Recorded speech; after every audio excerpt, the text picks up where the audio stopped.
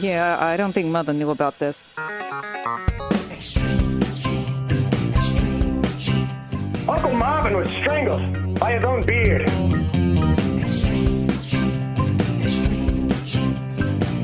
Yeah, you never saw it coming.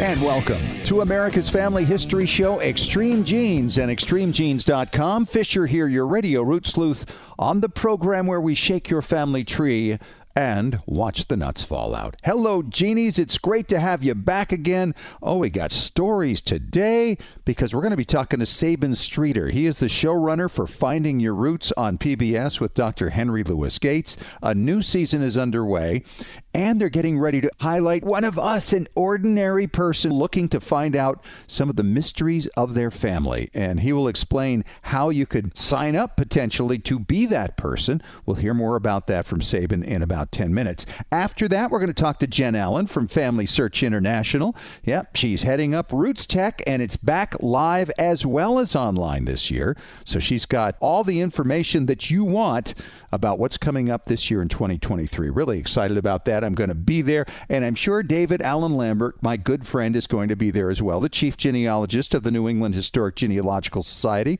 and AmericanAncestors.org. Hello, David. Hello. Yes, I will indeed be there. I've got 3 lectures that I get to get behind the microphone and teach. I'm really excited about that. Oh, that's going to be so good. And, you know, I had a real quiet week. I mean, after the holidays and digging up dead ancestors, literally, and all those other things, I have really had such a quiet week. It was almost like living in a library, just reading a book. How about you? Oh, I had a really exciting week. Not from my side of the family, but from my wife's. My wife's father has a cousin that lives a couple towns over. Never met him before, but his wife knows I like genealogy and came across a 4-page letter that was written probably between 1938 and 1940 about my wife's great-great-grandmother. See, Fish, this great-great-grandmother of hers was born in 1838. She came over on a clipper ship into Boston from Nova Scotia in 1851, and we knew a family story that she actually flew in an airplane when she was 100 years old. Whoa. But this letter gives more detail. Like when she was a young girl, at the age of 11, she was chased by the Mi'kmaq Indians in Nova Scotia and escaped from being captured. This is back in the 1840s. I didn't think there was an Indian problem in Nova Scotia at that point in time, but that's her own words. It talks about her in the airplane, about her first experience, and it even said the type of plane and the airport. Now, the airport doesn't exist anymore, but you know, the internet, I was on it in seconds, found the exact plane style, happened to be next to the hangar, and an aerial view of the airport that someone took. So I got to see the same view that she did from 1938 at her 100th birthday. Wow, that's a great letter. And this is the thing, too. Everybody knows you're into this. So when they find things like that, who do they call? You. Exactly. Right? And now that I've been organizing things, needless to say, these letters are already printed out in a binder, scanned as a PDF, and I've added pictures. You know, I'm Scott Fishering the the work. So it has that appeal for others versus just my genealogically centered mind. So you've posted these on Family Search and Ancestry. Absolutely. That's great. Isn't that great? I mean, these were sitting in a closet, right, for who knows how long, decades, and now they're available to everybody. And it looks like this letter was crumpled up, and somebody just happened to say, oh, I guess I should save this. And it's laid flat, but 4 pages of great history. I'm really excited about that. Did you transcribe it? I sure did. That's what I did, and I added the images associated with the stories that it told. So awesome. Yeah, it was fun stuff. Well, you know, I always love a good week of stories, and a couple of them are quite damp. The first one comes from Al Capone. What? Thanks, Al. Yeah, this is in regards to his speakeasy. Not a building, but a boat. Huh. The boat's name was the Keuka, Keuka, and it was sunk in 1932 in Lake Chavoy in Michigan. There was somebody murdered on the ship. It was originally a 200-foot barge, still mostly intact. It's only in not too deep of water, so people who scuba dive can go see it. There are some impressive pictures online, and I don't know if I'd want to go scuba diving under it, but hey, you might find some bottle of rum or something. Never know. Who knows? Never know. Well, still staying in the water, but this time going all the way out to Scandinavia. They're actually working on getting DNA. They analyzed 297 ancient Scandinavians over 2,000 years from graves and whatnot. But what they found was a war vessel called the Cronin from a battle back in 1676. You think of the King Philip's War right here. So that same era. And there's pictures of the wood and the skeletons that are from the shipwreck, and they were able to extract DNA from some of the remains. And, wow. This connects a lot with Scandinavian ancestors and gives another strong connection with their Viking past. That being said, you can have DNA tied to the Vikings. How about stories? Here's one I never heard of. Now, you've probably heard of Eric the Red and Leif Erikson. Oh, yeah. Well, how about Gudrid the Far-Traveled?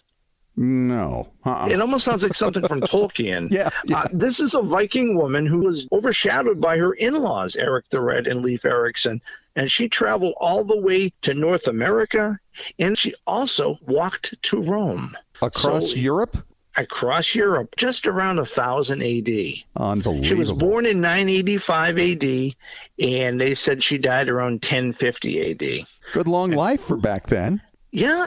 When I was a kid, when I was doing genealogy, we had telephone books. I'd always pour through them and see if I could find something. But I didn't have a phone book for Ohio or Arizona or Utah. So what did I do? Called 411, right? Yeah, of course. Information, please. Well, that information is going bye-bye. AT&T will be dropping digital landlines access to 411 or 0 to reach an operator. I had no idea it still existed. That's amazing. I haven't used it in years because, there's something called Google. Yeah, right. Well, that's all I have from Beantown this week. But just remember, if you haven't joined American Ancestors, we'd love to have you join. You can use the coupon code EXTREME, save $20 when you go to AmericanAncestors.org. Catch you in a little bit. All right, David, thank you so much. And coming up next, we're going to talk to Sabin Streeter. He produces and directs. He show runs Finding Your Roots on PBS. On the way in 3 minutes on Extreme Genes, America's Family History Show.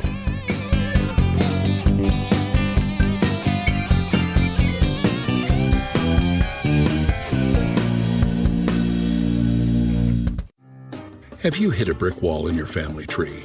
Are you unsure how to use your DNA test results to resolve a research question? Do you want to travel where your ancestors walked and need to find details before you go? Need help joining a lineage society? Whatever your genealogy research question, the answer is Legacy Tree Genealogist. Legacy Tree Genealogist has been helping clients all over the globe discover their story since 2004. Legacy Tree has carefully selected and trained professionals who specialize in hundreds of countries and languages, as well as probate research and DNA analysis. And when you need experts on the ground in the countries where your ancestors came from, Legacy Tree Genealogists calls upon its global network of on-site researchers who know the local language and how to get their hands on the records you need. Request your free quote today at legacytree.com. That's legacytree.com. Hey Genies, as we've dug into our family history explorations over the past year, our community at Genealogy and Family History Breakthrough Strategies has taken off. This is where you can meet like-minded genealogists who can help you break through those brick walls and find a whole city behind it, occupied by ancestors whose names you don't even know yet. This is where you can learn from your fellow genies and ask questions, because many in our community have already been into some of the records you're looking for. Genealogy and Breakthrough Strategies is free. What a great place for brainstorming and getting to know other people who totally get your passion for family history research. If you're looking to take the next step in sharpening your skills, here's a great chance to learn from others and give back in areas you've already become expert in. So join us. That page again is Genealogy and Family History Breakthrough Strategies. It's a long name, but we cover a lot of territory. Genealogy and Family History Breakthrough Strategies. Hey Genies, Ancestry now has an exclusive partnership with PhotoMine, the leader in photo scanning and archiving. What does this mean to you? Well, imagine inheriting an old photo album and you want to digitize all the images. Up until now, you'd have to remove the pictures, place them in a scanner, crop them, and perhaps use Photoshop to improve them. Now, by using these amazing PhotoMine tools from Ancestry, you can use your phone to take a picture of an entire page from your album. The tools will automatically separate and crop each picture, improve focus, and restore color or colorize your images. Then you can assign which picture goes to which person on your tree. If you've been waiting years to get around to the tedious project of scanning your old albums, it's been worth the wait. No more pulling your photo albums apart and trying to reinsert the pictures back in proper order. No more tearing of your old photos while removing them from those so-called magnetic albums of the 1970s. Sign in to Ancestry through their mobile app to try it out.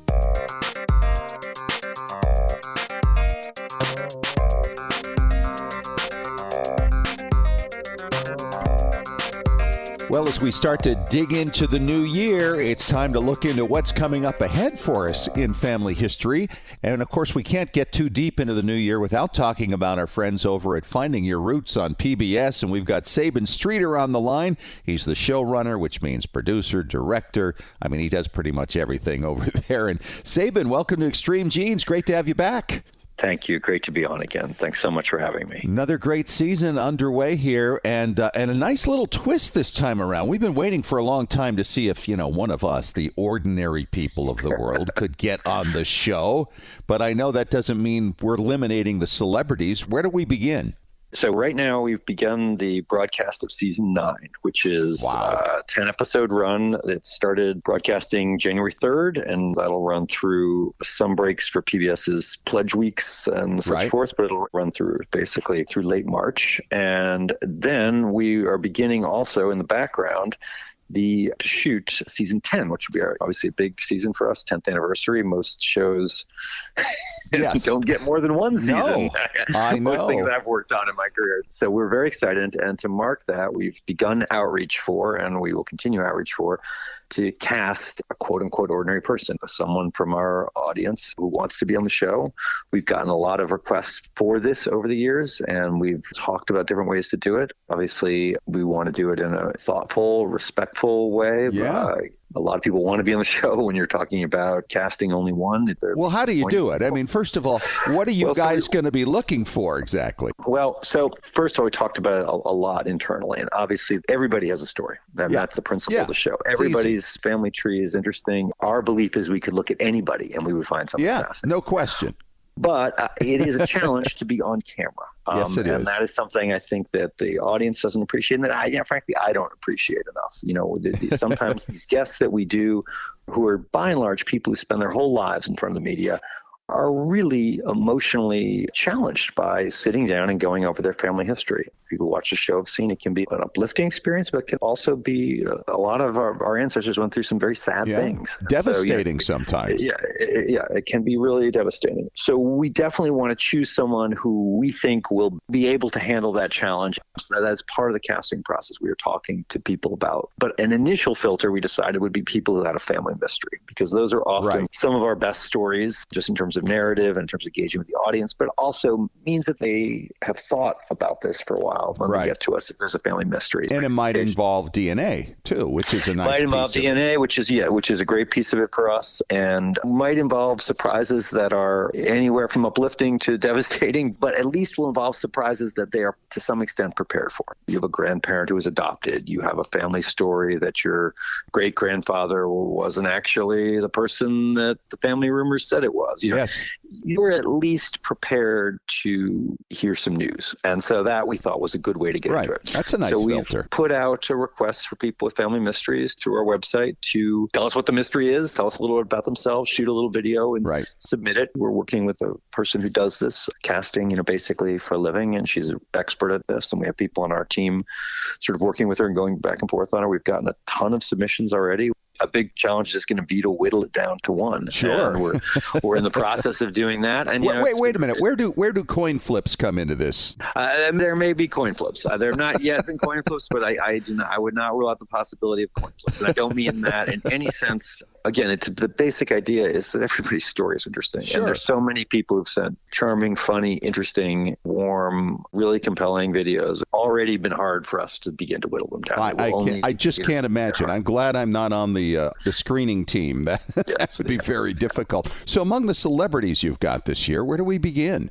Well, we have quite a number. We have, in terms of well-known people, our cup runneth over this year. We've got Edward Norton and Julia Roberts, Claire Danes and Jeff Daniels, Carol Burnett and Cyndi Lauper, Brian Cox, Viola Davis, David Duchovny, Angela Davis. We got Van Jones. We have a lot of people. Niecy Nash. Cyndi Lauper. I mean, she has got a personality. I interviewed her once, and that accent just overwhelms the room, right? It's like a strong perfume, and she's just a delightful person.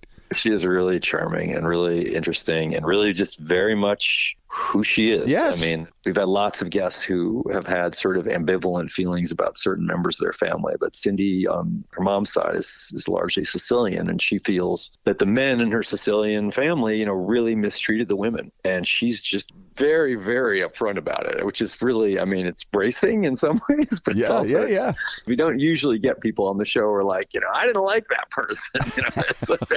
Terrible people.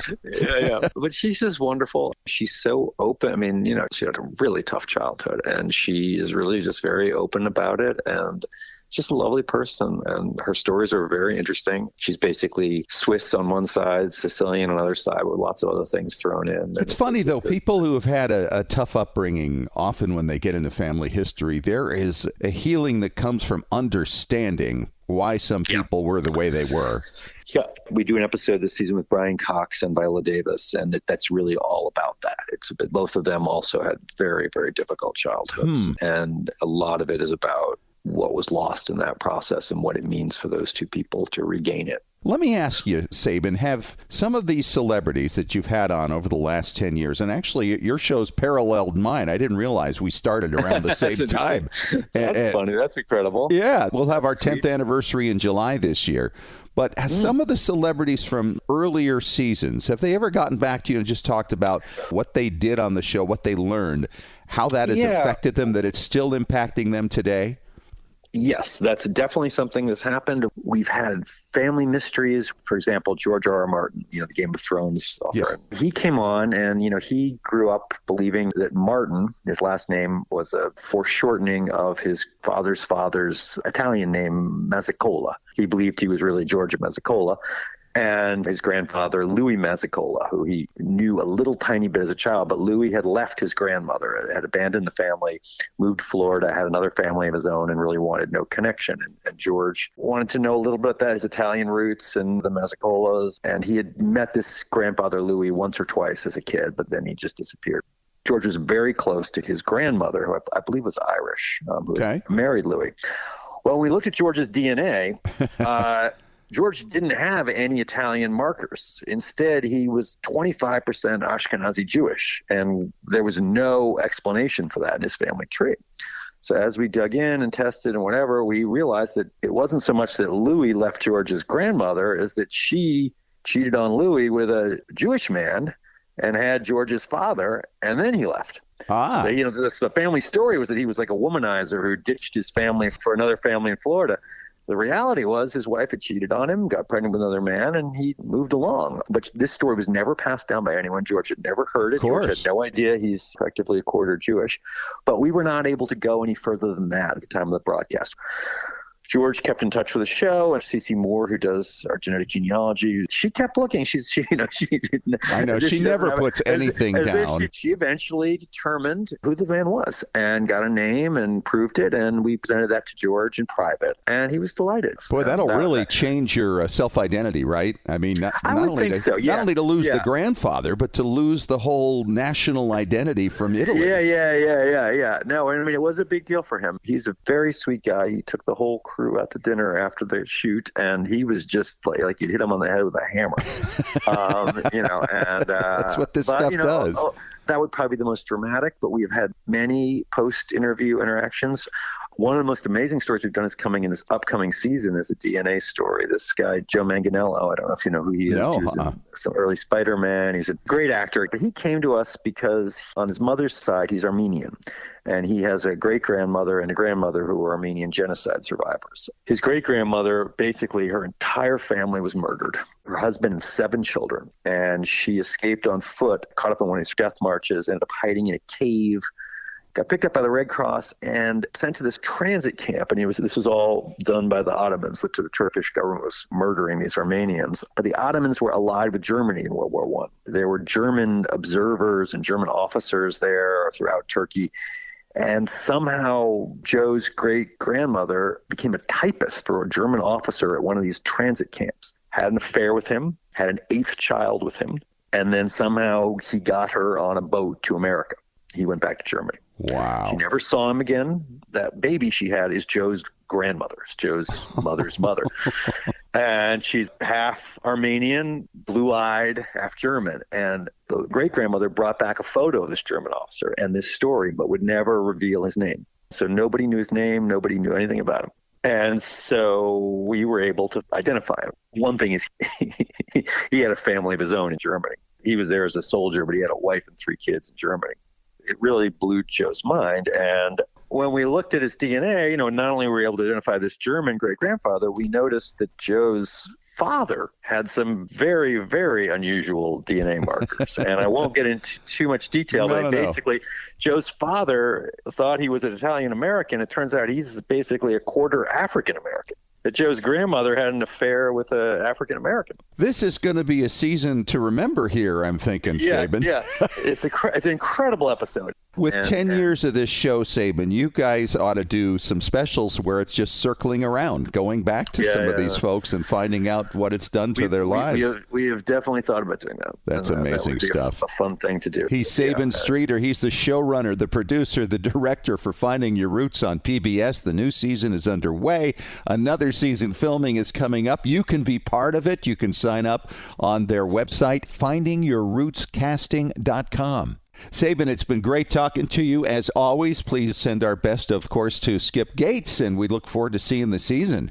Thank you so much. And coming up next, Jen Allen from Family Search International talking about what we can expect at Roots Tech this year when we return in 5 minutes on Extreme Genes, America's Family History Show.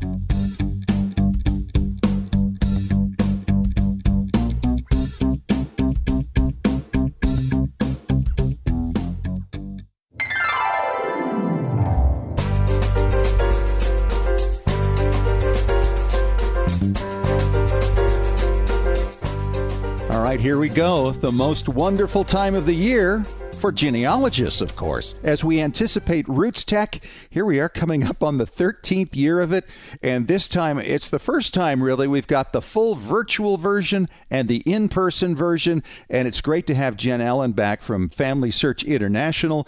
Jen, thank you so much for taking a few minutes to talk to us, because I know you are slammed from now till the end of this thing, and even afterwards.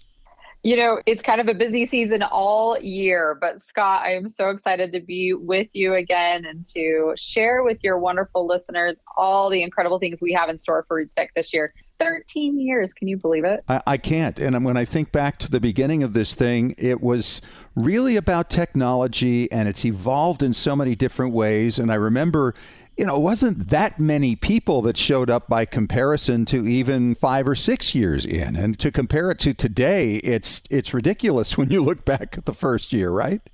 It really is. And who would have thought that something that would change the whole world would change our little event, Roots Tech, so much? I mean, having to go virtual, what seemed horrible at the time and so hard, and yet now so many more millions of people have been able to engage with Roots Tech and really learn genealogy at the comfort of their own home. So I never could have predicted that years ago. No, who could have? And let's talk about the last 2 years. How many people would you say were in there in 2021 and 2022 watching online?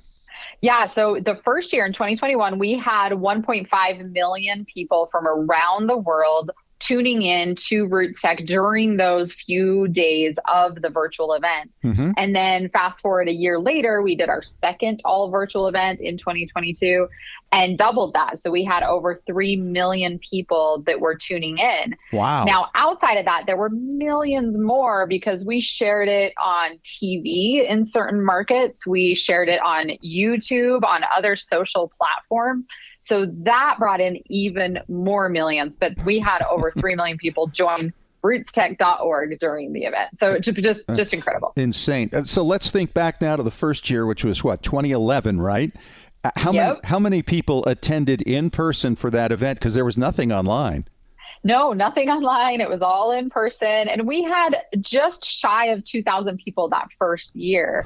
So again, looking at that incredible growth in 13 years, I mean, even in 2020, that was our last in-person event. Yep. We had over 30,000 people just at the Salt Palace, let alone the opportunities online that we had at that time. Sure. We were thrilled with that. Yes. And so just growing even more through the virtual years has been a really, really good opportunity for genealogy. Sure. Let's talk about some of the complexities now. You're doing the virtual this year as the last two, and you're doing in person. So how does this all work with your team?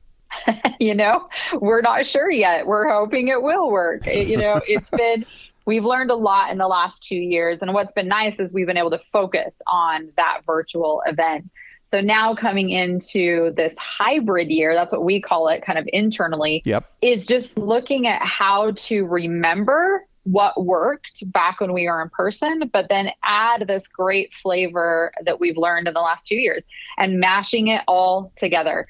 It's been a lot of work and a lot of brainstorming and kind of grassroots growth, but we're excited to see how it all plays out. Well, and I remember last year you did this thing where you basically went around the globe as the sun was coming up. You focused on those countries that were awake during those 8 hours. And so is that going to come back again this year? And how's that work?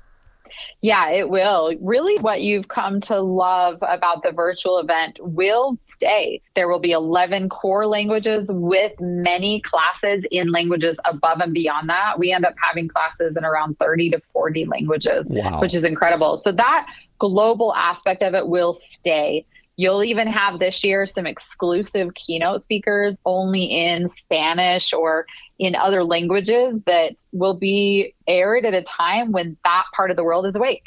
So that part will stay.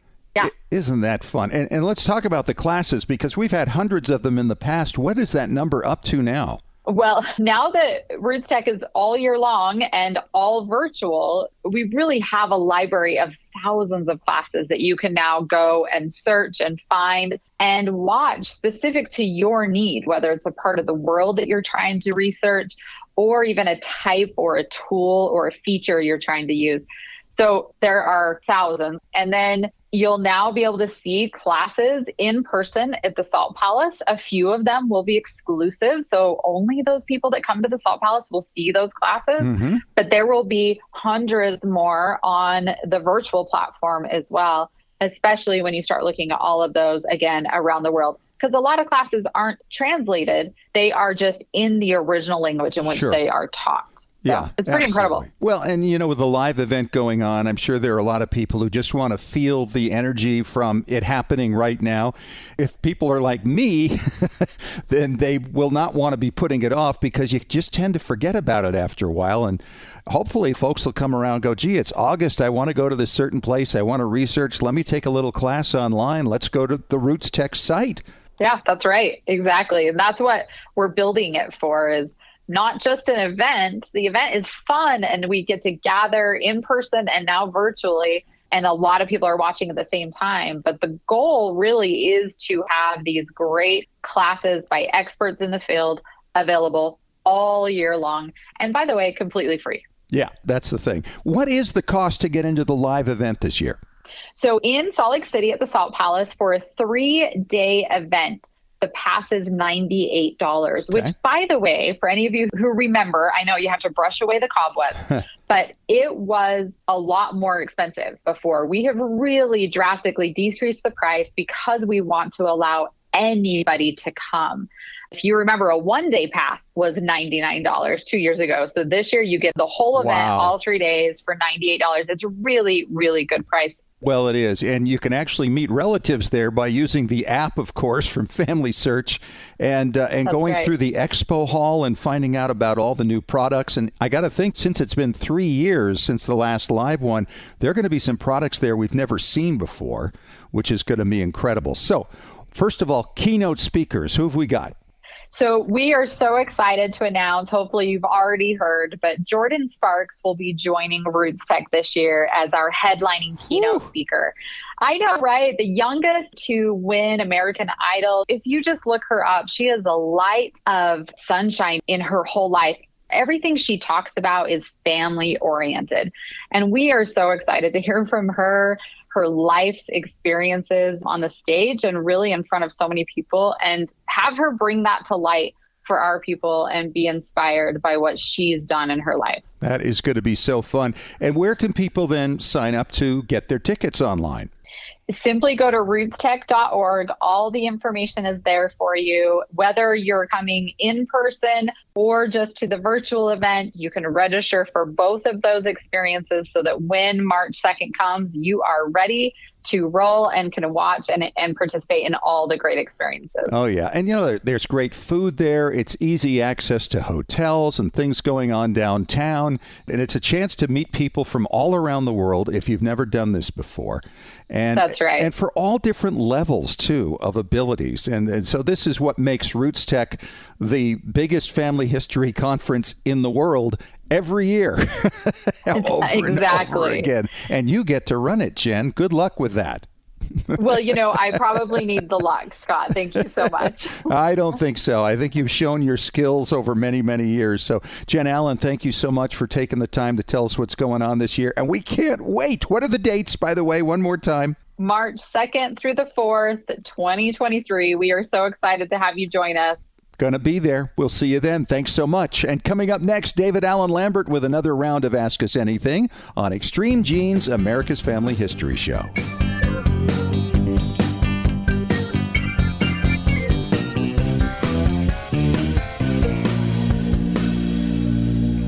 Hey Genies, as we've dug into our family history explorations over the past year, our community at Genealogy and Family History Breakthrough Strategies has taken off.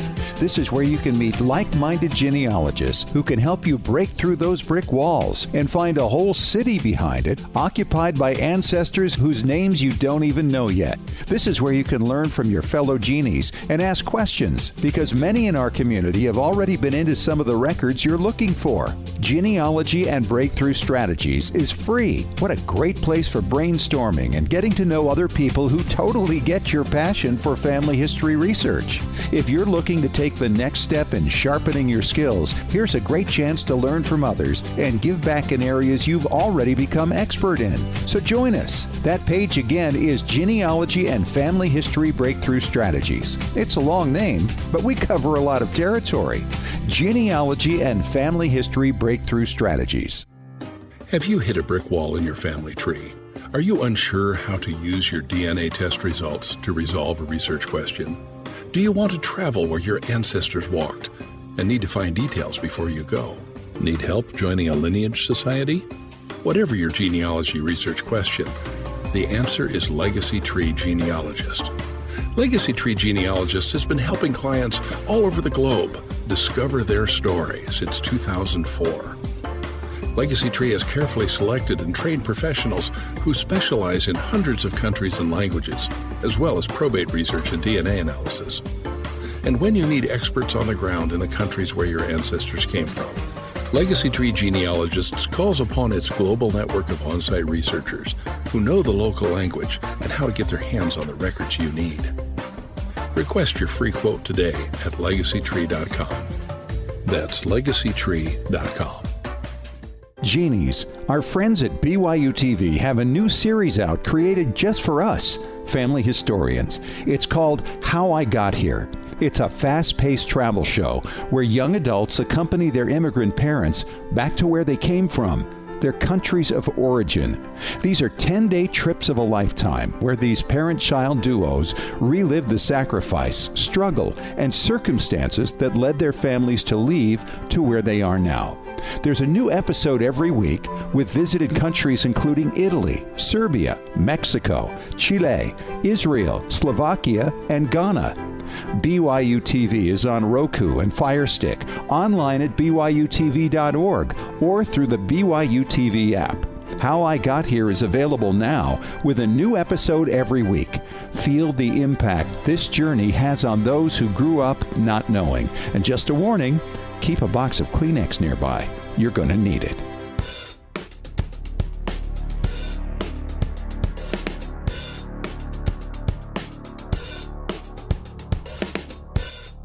All right, onward on Extreme Genes, America's Family History Show with Ask Us Anything. David Allen Lambert is back from the New England Historic Genealogical Society at AmericanAncestors.org. Dave, our first question today comes from Angela in San Antonio. And she says, guys, I loved hearing about Fisher's indoor wedding photo you found from the 19th century. I have one from 1890 of my third great-grandfather in his living room, along with all of his old knickknacks and stuff, some of which I own. Is there a way to find out where the rest of that stuff went? Thank you. Interesting. You know, I like her ambitions. You know, here's the thing, Dave. So many people, they just look at the picture and go, oh, look at that great stuff there. But they don't think about how might I get my hands on some of it. They might just think, oh, that's not even possible. But the reality is, it is possible. Right away, the first thing I would come to mind is probate. His inventory might list all of those knickknacks and things. And if you see who the executor of the estate is, that would be the person maybe responsible for dividing it up. Now, the will itself may name things.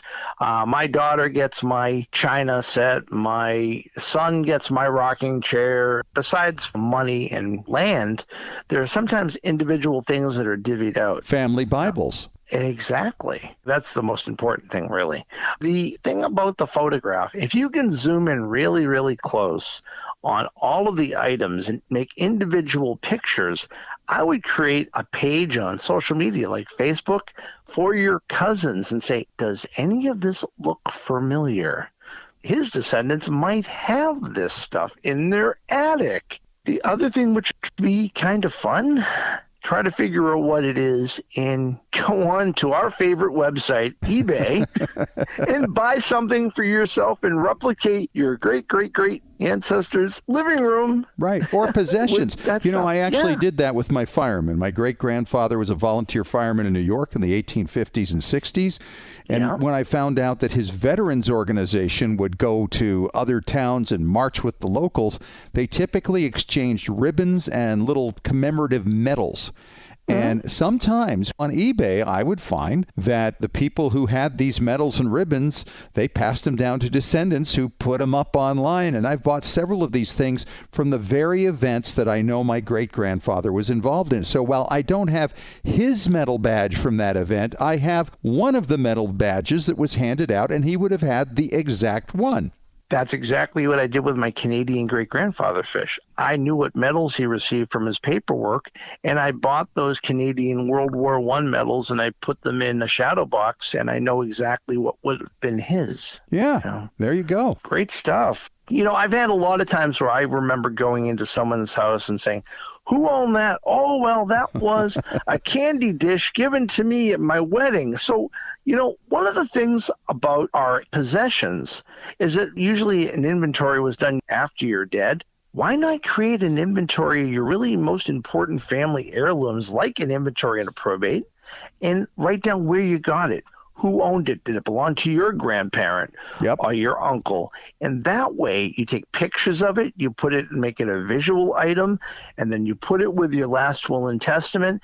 And then you can also even assign, my daughter gets this, my son gets that, my cousin Steve gets this, because that way it goes to the right people that will appreciate it. And it's not sold on eBay. So someone like you or I will buy it.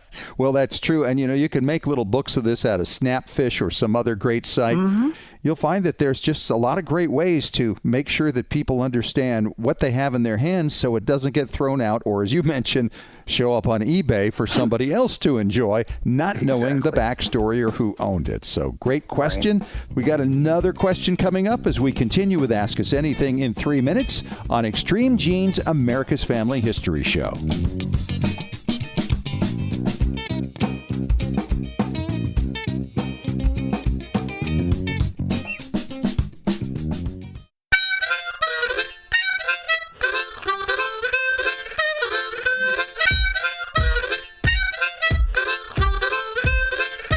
All right, on to our final question this week on Extreme Genes, America's Family History Show. It's Ask Us Anything. I am Fisher. That is David Allen Lambert over there.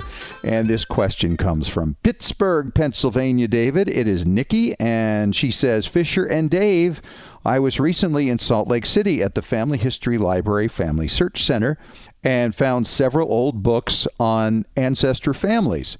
But info there does not match what I found online. Wouldn't older books being closer to the ancestors in time be more reliable? That is a great question. And, this comes up for a lot of people all the time, doesn't it, Dave? It does. Yes. I mean, if you're going to have an interview done in 1890 with the person born in 1795, that firsthand account may have been done then. But those earlier genealogies and histories, problem with them, they're not sourced. No, they aren't. And they're often given through the memories of many of the descendants at that time.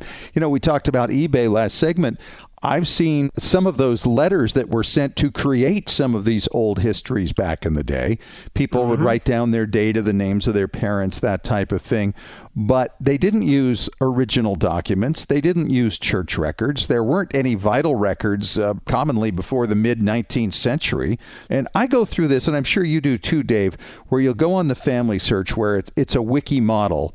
And people are constantly changing what is modernly known and documented and everything back to what has been found in an old book somewhere. One line that comes to my mind is Louis Dubois in upstate New York. I descend from him, and his lineage was a matter of speculation for many, many decades. Until about 15, 20 years ago, there were French records that started appearing online. And somebody from over here discovered that the folks over there had all the answers we'd been looking for a century and a half.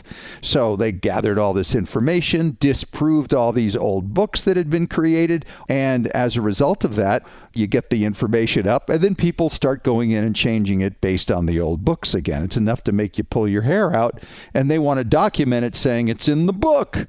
Well, the book isn't documented, so why would you say that the book is a document that you could rely on, right? That's very true. And we have the same problem at work. I mean, the work of a man by the name of Clarence Allman Torrey, he died in 1962, nearly 100 years old when he died. And he went through all the published genealogies of the 19th and early 20th century and abstracted every time anybody who had been married before 1700. And he sourced them. Well, those are great sources when you consider the last time he updated it was 1960. 60-odd years later, there's been a lot of corrections. I mean, all the work Bob Anderson has done for the Great Migration, have place names, passenger lists, corrected a lot of things.